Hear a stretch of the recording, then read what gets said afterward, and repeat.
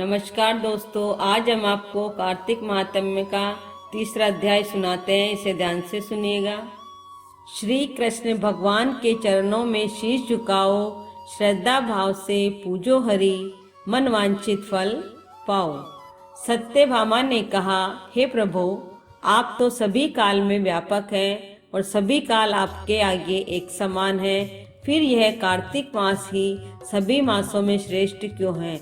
आप सब तिथियों में एकादशमी और सभी मासों में कार्तिक मास को ही अपना प्रिय क्यों कहते हैं? इसका कारण बताइए।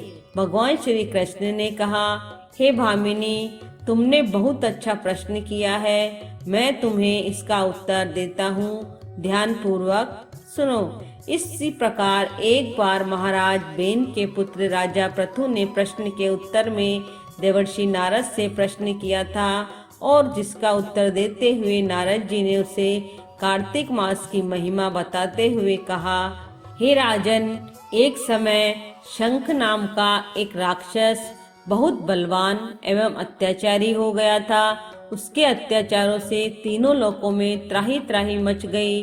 उस शंखासुर ने स्वर्ग में निवास करने वाले देवताओं पर विजय प्राप्त कर इंद्रादि देवताओं के अधिकारों को छीन लिया। उससे भयभीत होकर समस्त देवता अपने परिवार के सदस्यों के साथ सुमेरु पर्वत की गुफाओं में बहुत दिनों तक छिपे रहे।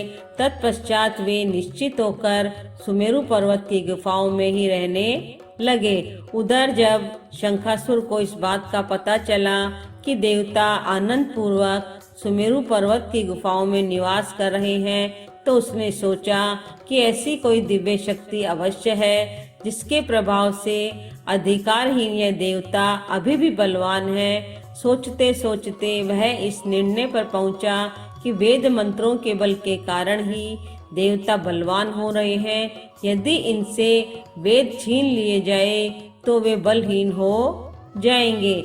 ऐसा विचार कर शंखासुर ब्रह्मा जी के सत्यलोक से शीघ्र ही वेदों को हर लाया। उसके द्वारा ले जाते हुए भय से उसके चंगुल से निकल भागे और जल में समा गए। शंखासुर ने वेद मंत्रों तथा बीज मंत्रों को ढूंढते हुए सागर में प्रवेश किया, परंतु न तो उसको वेद मंत्र मिले और ना ही बीज मंत्र।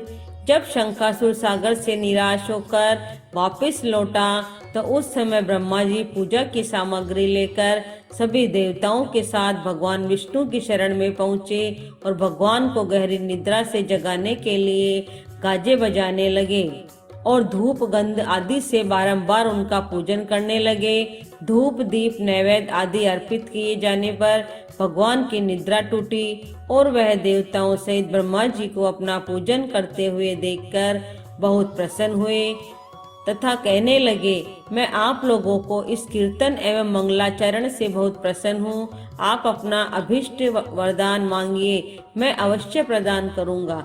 जो मनुष्य अश्विनी शुक्ल की एकादशी से देवोत्थान एकादशी तक ब्रह्म मुहूर्त में उठकर मेरी पूजा करेंगे, उन्हें तुम्हारी ही भांति मेरे प्रसन्न होने के कारण सुख की प्राप्ति होगी। आप लोग जो पाद्य अर्ध आचमन और जल आदि सामग्री मेरे लिए लाए हैं, वे अनंत गुणों वाली होकर आपका कल्याण करेगी। शंखासुर द्वारा हरे गए संपूर्ण वेद जल में स्थित है। मैं सागर पुत्र शंखासुर का वध करके उन वेदों को अभी लाए देता हूँ। आज से मंत्र बीज और वेदों सहित मैं प्रतिवर्ष कार्तिक मास में जल में विश्राम किया करूँगा।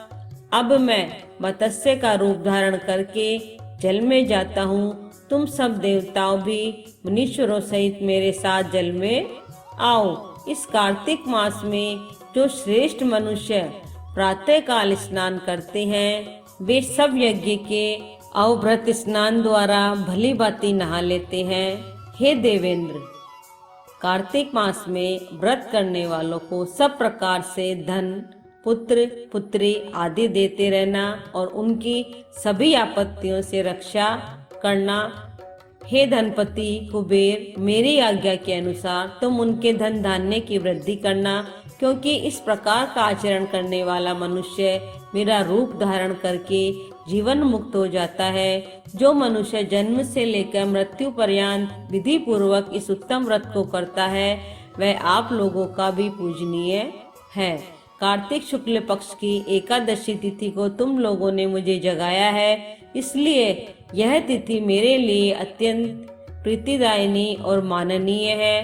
हे देवताओं, यह दोनों व्रत नियम पूर्वक करने से मनुष्य मेरा सानिध्य प्राप्त कर लेते हैं। इन व्रतों को करने से जो फल मिलता है वह अन्य किसी व्रत से नहीं मिलता। अतः प्रत्येक मनुष्य को सुखी और निरोग रहने के लिए कार्तिक महात्म्य और एकादशी की कथा सुनते हुए उपयुक्त नियमों का पालन करना चाहिए। कार्तिक मास का तीसरा अध्याय यहाँ समाप्त हो जाता है। इसे लाइक कीजिए और चैनल को सब्सक्राइब कीजिए। जय जय श्री राधे।